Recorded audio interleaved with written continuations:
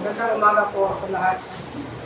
Talaga namang minsan ang pangit na pangyayari, saka parang maganda din ang kalalabasan kasi yun nga, minsan kailangan natin bigyan ng pagsubok ng Lord bago mo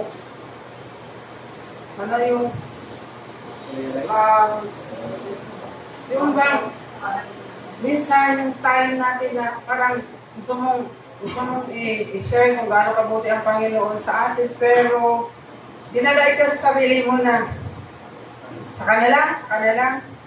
So, kailangan pang dumating yung pagsubok bago mo magawa, parang kung tutusin unfair para kay Lord. Kasi lahat ng bagay, hindi lang naman pagsubok dapat at salamatan, kundi yung araw-araw na binibigay sa atin, di ba hindi natin mabilang?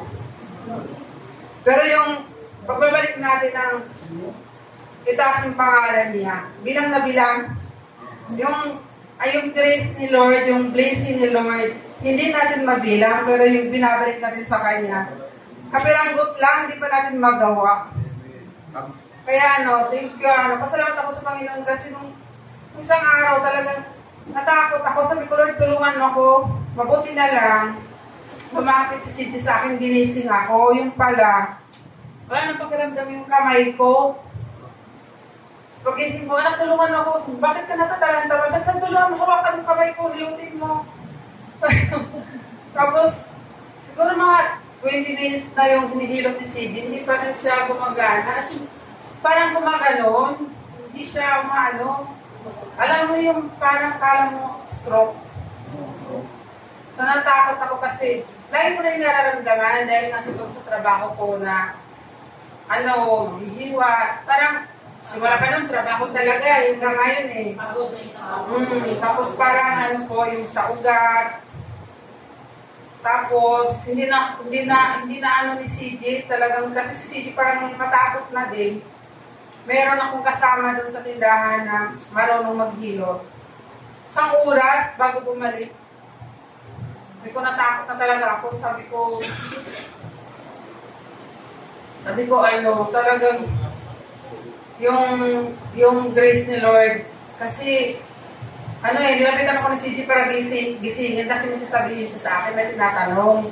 Kung mabuti na lang talaga, kasi kung hindi, kung tulog ako, wala akong alam na, na pala. May nangyayari na pala sa akin. Kaya sabi ko, talagang pagka-sinave ka ni Lord, sa pamamaraan niya, walang imposible. Kaya, sabi ko, talagang gano'n, yung kailangan pang may nangyayari sa atin bago natin aminin na natin sa hindi pa rin ng totoo. Yung may mangyayari muna bago mo ma-appreciate yung kabutihan niya. Na-appreciate man natin, pero hindi natin sinishare kung gaano siya kumilos sa buhay natin. Kaya, dapat lahat ng blessing na binibigay sa atin ng Panginoon, hindi natin ikahiya, hindi natin kaligtaan na lahat ng nangyayari sa atin dahil sa Kanya.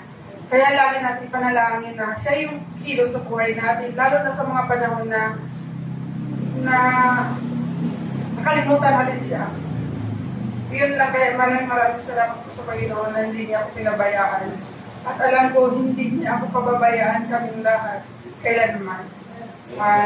Yun lang po, maraming salamat po. Hindi po, Marisa po. Tama po sa Marisa, ang Panginoon Diyos, pag binigyan po tayong pagpapala, alam niyo po, hindi po niya kailangan